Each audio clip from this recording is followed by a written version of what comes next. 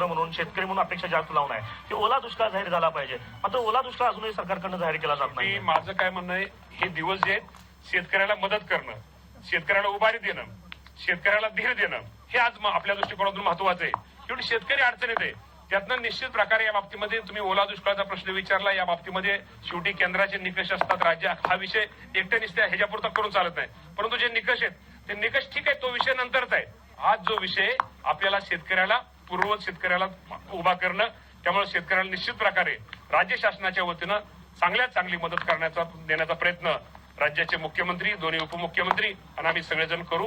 शेवटी आम्ही शेतकरी पुत्र आहोत. शेवटी शेतकऱ्यांचं दुःख काय, शेतकऱ्याच्या अडचणी काय आणि शेतकऱ्याला काय केलं पाहिजे यासाठी निश्चित प्रकारे पावसाने उडीद दिल्यानंतर तुम्ही पंचनामे सुरू केलेले होते, मात्र शेतकऱ्यांमध्ये कन्फ्युजन आहे. ऊसाचे पंचनामे होत नाहीत, काही ठिकाणी द्राक्षाला फळबाग म्हणलं जात नाही. मी तुम्हाला आज सांगतो, इथं महसूलचे अधिकारी असतील, महसूलच्या अधिकाऱ्याचे आमचे कृषी अधिकारी आहेत. मी कृषी अधिकाऱ्यांना सगळ्या तुमच्या माध्यमातून सांगतो, यामध्ये कुणीही अजिबात हायगाई करू नका.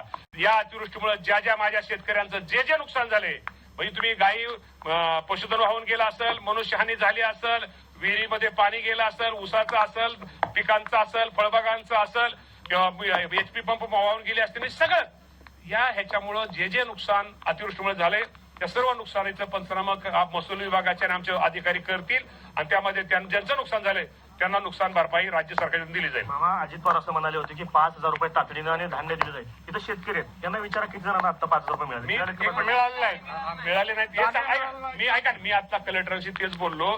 ते नुकसान त्यांचं काय झालं, इथं पाऊस जास्त अचानक आल्यामुळं ही सगळी टीम माणसांना त्यांचा पहिल्यांदा जीव वाचवायचा आहे, त्यामध्ये सगळे प्राण तहसीलदार सगळे त्या ह्याच्यावर असल्यामुळे पंचनाम्याला थोडा इथला उशीर झालेला आहे. पण तरी साधारणतः 2 दिवसामध्ये या लोकांना 5,000 रुपये कसे मिळतील यासाठी पंचनामे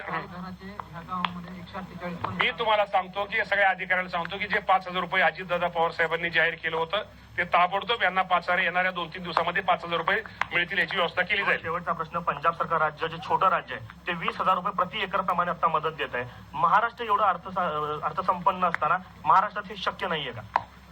शेवटी आपल्या सगळ्यांना माहिती की कुठलंही राज्य सरकार असू दे, शेवटी आम्ही शेतकऱ्यांची मुलं आहेत, शेतकऱ्यांची व्यथा आम्हाला माहिती आहेत. त्यामुळे एवढं सांगतो, कालच मुख्यमंत्री त्यासाठी दिल्लीला गेले होते. या बाबतीमध्ये निश्चित प्रकारे येणाऱ्या काळामध्ये माझ्या शेतकऱ्यांना जी काय भरीव मदत करता येईल.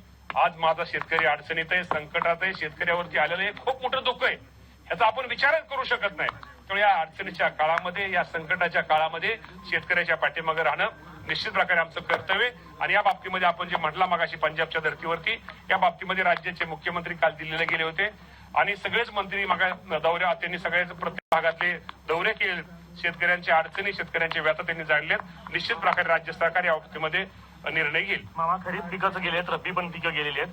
जे कर्जाचे हप्ते आहेत ते बँकाचा तगादा लावतील, त्यांना 1 वर्षभर हप्ते घेऊन अशी शेतकऱ्यांची मागणी आहे. त्यामुळे सूचना दिल्या 100% ज्या अतिवृष्टीमुळे जे बाधित शेतकरी त्याच्यावरती कुठलीही बँक त्यांना तगादा लावणार नाही किंवा शेतकऱ्यांच्या बाबतीत वसुलीच्या बाबतीमध्ये कारवाई त्यांनी करू नये या बाबतीमध्ये राज्य सरकार सूचना देईल. कृषी मंत्री दत्तात्रय